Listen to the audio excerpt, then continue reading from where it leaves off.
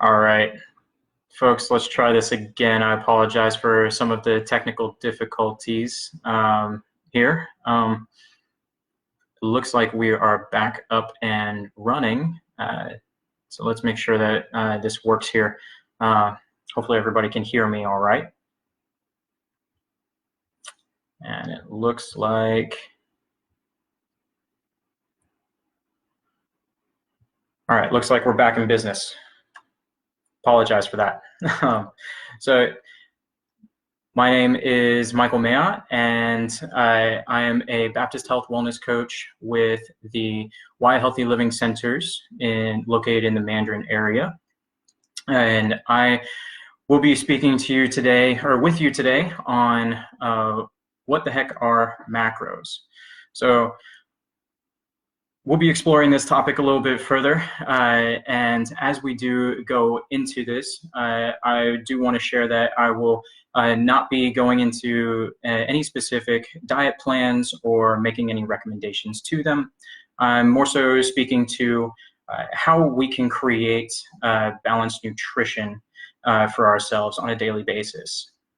So I do want to encourage you to ask questions as we go through, and add them into the comments field, any questions you have about what I'm sharing, as well as anything that I may not have mentioned that you're wondering about. I'll be stopping periodically to address those questions and make sure that we make this as conversational as possible.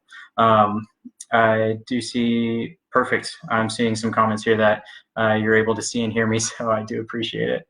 All right, so let's hop into what are macronutrients, or macros as you may commonly hear.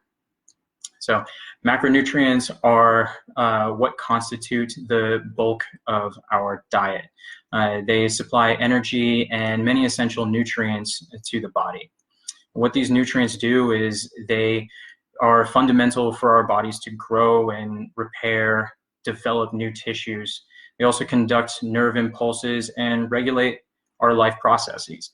So from the moment that we wake up to the moment that we go to bed, we're moving, we're active, we're interacting with our environment. And to do all of these things, we need to fuel our bodies. We need to have the energy to keep up with our jobs, with our families, the activities that we do on a daily basis. We need the energy to do it, and that's what these macronutrients do. Is they are the cornerstones of providing that energy. So, how that energy is used and or measured is in calories. So yes, I know calories are commonly discussed, and oftentimes we hear a lot about counting calories. We're not going to be going into counting calories necessarily, but really wanting to know more about where these calories are coming from. It's important to know. So we'll also want to keep in mind quality. Quality of our foods. Are they and are these food items nutrient dense? And are they nutrient dense options that we're choosing? So let's hop into our first macronutrient, of the trio, if you will, and that's going to be protein. So protein is essential for good balanced health and responsible for, if you will, putting meat on your bones. So for any of our active individuals out there, or those looking to maintain their current muscle mass and for balance, stability, and just general longevity, these proteins are important to protecting those muscles and keeping us moving. Our proteins are also important for repairing those tissues as they're broken down and as we use them. Also, something to note for proteins is during this time of our this COVID crisis, it's paramount that we pay attention to our personal health. We pay attention to our immune system and strengthen that as much as possible. And the proteins that we get in our daily diet assist us in and are vital in this immune function. So we can get our proteins from many different sources, and they can come in the form of animal-based proteins, being animal meats such as beef, pork, chicken, turkey, fish, even wild game. These are many different places that you can get animal-based proteins. You can also get it from our animal byproducts, such as eggs or dairy, cheeses, things of that matter. Now, for our vegetarians out there, or vegans, or even those individuals who are looking to add more plant-based proteins into their daily nutrition, we can get protein from numerous amounts of vegetable sources. So here we can think of our beans and legumes, also your lentils and soy-based proteins. These are common in the form of tofu, tempeh, or even edamame. Your nuts and seeds will also provide a good amount of vegetable-based protein, as well as some of your whole grains, such as quinoa and oats. So I mentioned that we're going to be talking a little bit about calories, and not so much to count them, but more so to know how much energy each of these macronutrients provides to our body. So for each gram of protein that you consume, it provides 4 calories of energy to your body's function. So to calculate the amount of calories that you need on a daily basis, the recommended daily allowance suggests that you take your total body weight in pounds and multiply by 0.36. Now, the specific protein needs may vary dependent on your activity level or specific situation. So in this case, we would want to make sure that you consult with your primary care physician or a registered dietitian to help you determine your personal protein need. I do want to take a quick moment to just kind of pause and make sure that we don't have any comments or questions on proteins or anything that you'd like to discuss a little bit further in that matter before moving on.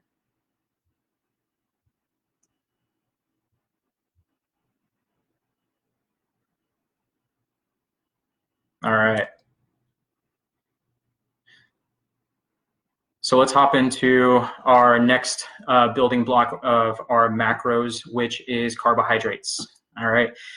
Commonly talked about as carbs, and probably one of the biggest talked about macros in the world of nutrition and diets today. I know there's low carb diets and different ways to look at this. But really, when we think about this, we want to think of carbohydrates as being just as essential as our protein and our other macronutrient, which we'll unveil in just a moment. But just to get this comments field going a little bit, something fun I want you all to think about and post in is, what's your favorite quarantine carb? I know we've had a talk earlier this month on healthy quarantine snacks, and I know we all have some of these items that we all enjoy and like to have on a case-by-case basis. So I will say for myself, my wife and I have really enjoyed our weekly pizza outing. So that's been our favorite quarantine carb since going into this. So our carbohydrates, they also fuel our body as protein does, but in a different fashion. Our carbs are responsible for powering our brain. They also act as our body's main source of energy. It's also helpful to note that during physical activity or high-intensity exercise, carbs provide fast-acting fuel to help us complete the task ahead. So as these carbs are broken down, they become glucose, and our body uses this glucose as immediate energy and then stores the excess for later use. So our carbs can be found in a few different forms, such as sugars, starches, and fiber.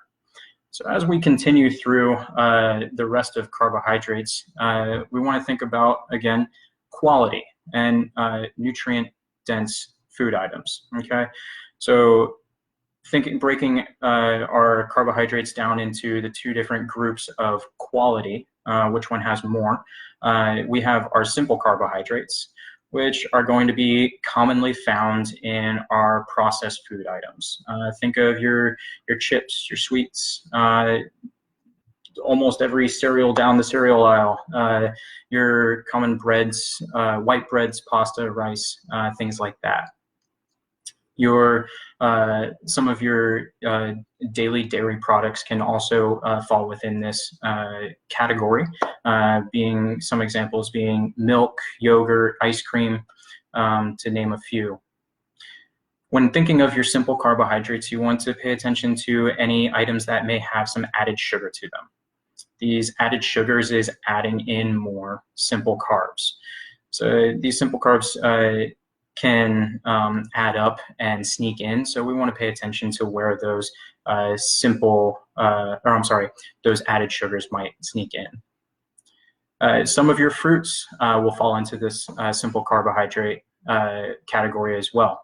Yes, fruit does have sugar, and we do want to consider quality when thinking about our fruits as well. So the fruits that I would be speaking of or thinking of in this sense would be some of our tropical fruits, if you will. These are going to be those fruit items that you're going to peel the skin away and eat the inside. So it could be your kiwis, your mangoes, your bananas and pineapples. These are going to be the ones that tend to be higher in the sugar content and can affect your blood glucose levels down the line. We also want to think about our fruit juices as well.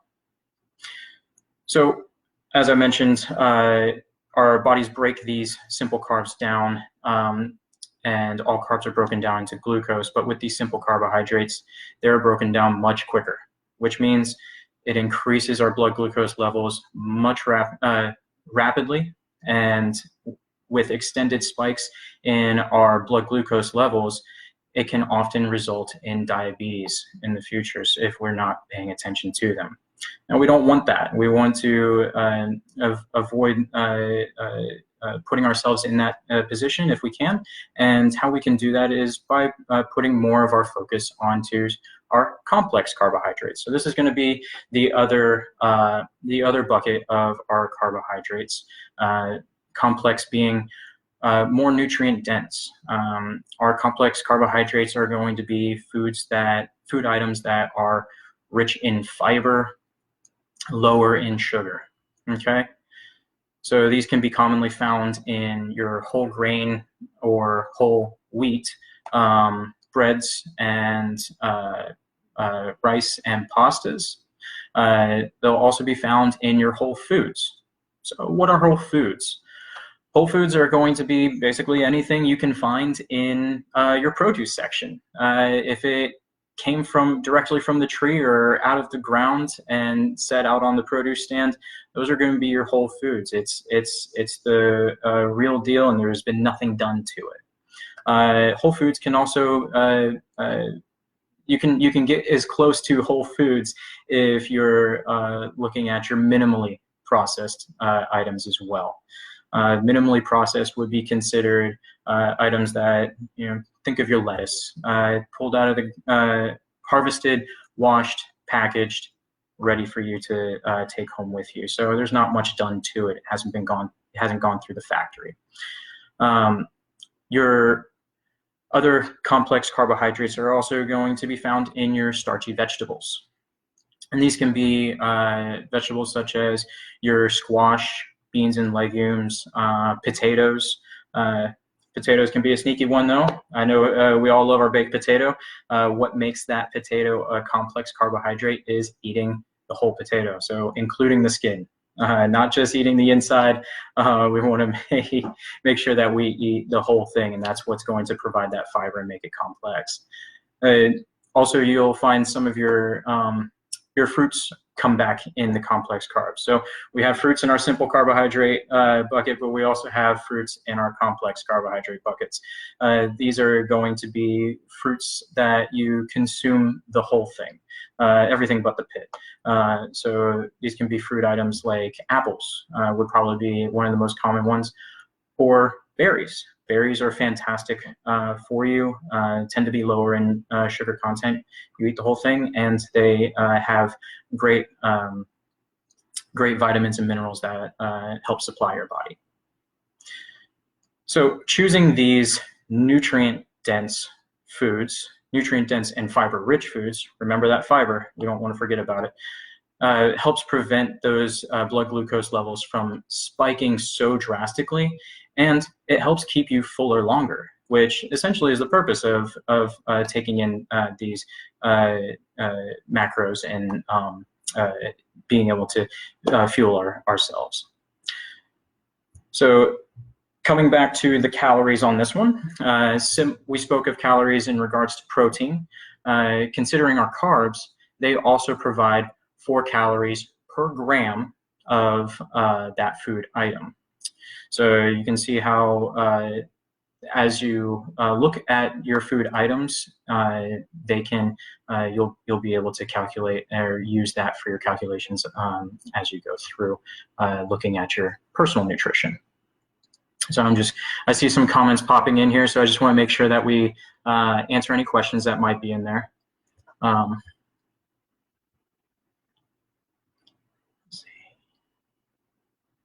So after I do a HIIT workout, HIIT stands for high intensity interval training.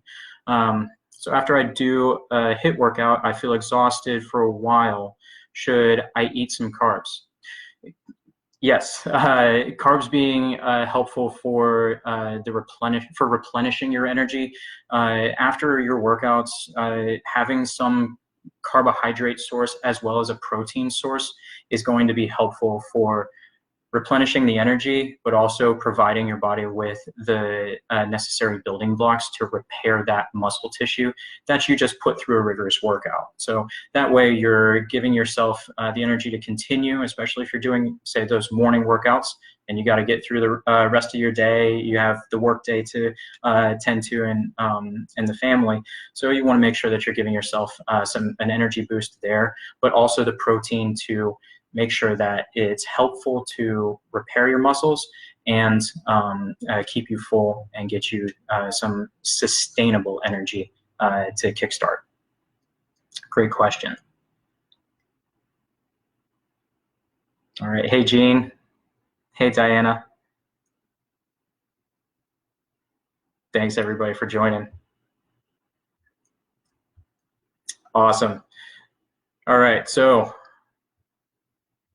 keep those comments coming. Keep those questions coming. I didn't see any favorite quarantine carbs. I'll look for those a little bit later. All right, we'll hop into our third and final macronutrient. While you guys add those favorites in, we're going to be talking about fats as our third and final macronutrient. So fats are also necessary they are necessary for our nutrient absorption. These are going to be specifically your fat-soluble vitamins, such as vitamin A, vitamin D, vitamin E, and vitamin K. So these fat-soluble vitamins, what that means is they require fat in order for our bodies to absorb and use those individual vitamins. Our fats also provide insulation and protection for our vital organs. It's used in the process of hormone production and also serves as an energy reserves. So any excess energy is stored into our fat tissue. So we want to make sure that we find a balance, and that's part of it, and we're all on this same journey together in finding that balance of how much energy do we need to take in order to have that energy used. That excess energy stored into our fat tissues can be used through increasing your energy expenditure. So thinking again about quality when it comes to our fats, we have two different types of fats that you'll find in your daily nutrition, and these are going to, first off, you're going to have your saturated fats. Your saturated fats tend to be solid at room temperature, thinking of your butter, margarine, things of that nature. They'll also be found in your meats. So these meats can be fatty cuts of beef, our favorite breakfast meats like bacon and sausage, as well as your dark chicken cuts, dark meat chicken cuts that still have the skin on them. So like your chicken thighs and things like that. So they tend to be higher in your saturated fats. Oh, excuse me. Also consider some dairy items in this category. So your dairy items will also have some saturated fats to them and tend to be higher in them if you go for items such as whole milk or cream. So keeping that in mind when it comes to either cooking or going grocery shopping, if you're grabbing items that use whole milk or cream, are there ways to substitute for that? Can we use 2%, 1%, or dairy substitutes or alternatives? Lastly, falling in this category of saturated fats are our deep fried favorites. These guys are easily consumed in excess and can rack up the saturated fats pretty quickly over time. So wanting to make sure that you're aware when making those daily nutrition decisions, those deep fried items are enjoyed, but not in excess, if you will. So that's going to be our one category of fats, being our saturated. So thinking of our more beneficial fat category for our daily nutrition is going to be our unsaturated fats. These unsaturated fats are going to often be liquid at room temperature. Let's think of cooking oils, for example.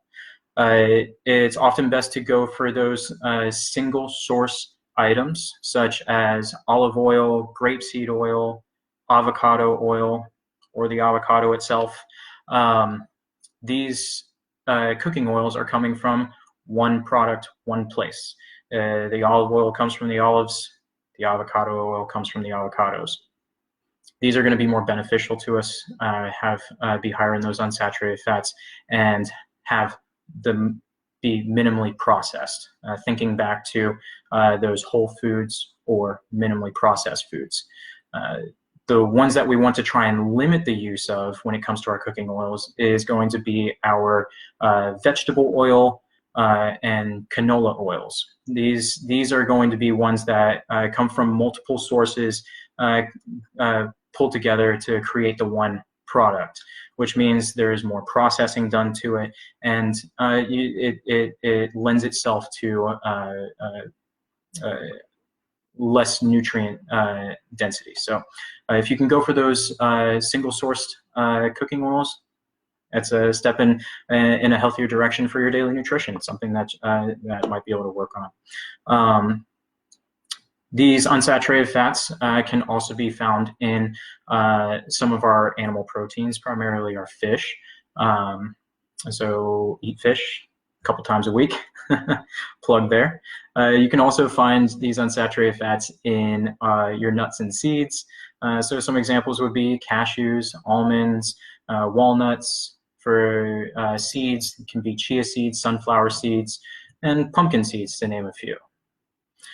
So coming to the calorie or energy provided by our fat macro,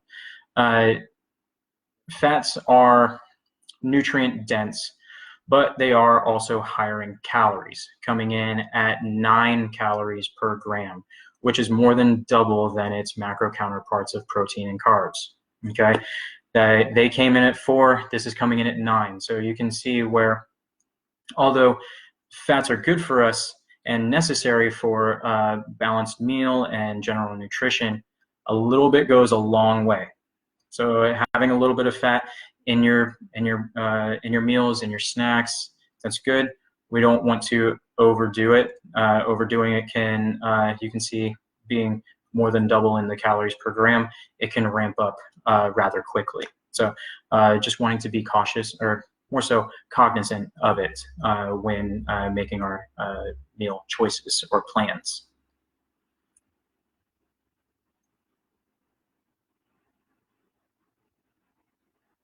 All right, hop into the comments. Loving the favorite quarantine carb of Cheetos. I hear you. In moderation only. I don't know. Honestly, I don't know how they found the secret recipe to Cheetos, but they are delicious. I'll admit, I love them myself. And bagels and berries. Very nice. Very nice. I do like it. I like it. Um, so if you have any questions on fats, please feel free to pop it into the comments. I'd be happy to hop back into there. But I'll go ahead and move on into our just some tips to take away, some take-home items that you can use today, tomorrow, next week, whenever you feel that you're looking to make a nutritional an update or change in your daily nutrition, something that hopefully this will help you. So tip number one is planning ahead for your meals to ensure more whole foods. So when we are caught in the hustle and bustle of our days, we grab and go, and it's easy to find ourselves with a lot of saturated fats, less protein, and more simple carbs. And not to anyone's fault, but being able to plan your day ahead and having the next meal in mind, some healthy options for you to grab and go if you must. I understand the time crunch, I do it myself. So having some healthy options available to you, or planning that time ahead or that next meal ahead, can certainly be beneficial and set you up for success with your daily nutrition. Tip number two is track your food. You can track your food daily or periodically to reassess your current nutritional habits. You may be looking to make some nutritional adjustments, and this will help you understand your daily routine and see where those adjustments can be made. You can do this using some of the popular phone apps such as MyFitnessPal, or you can use good old-fashioned pen and paper and keep a basic food diary or food journal. When tracking, pay attention to the quality of your food items. Are they keeping you full? Or do they contain each of your macros in your breakfast, lunch, and dinner, or snacks, or at least 2 of the macros in each meal? And also pay attention to your portion sizes.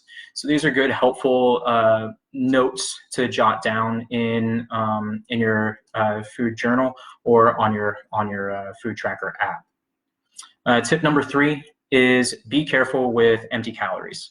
Empty calories are sneaky and can pop into your daily nutrition very easily, and it affects us all. So just being able to keep a mindful eye on them can help you make leaps and bounds improvements in your nutrition. So some of these items are sodas, iced coffee. We all have our favorite Starbucks or Dunkin' grabs that we like to go for, fruit juices, and alcoholic beverages.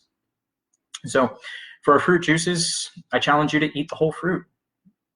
It will keep you full longer. It's going to keep you full longer without the added sugar of the juice, and it's going to help prevent those rapid blood glucose spikes.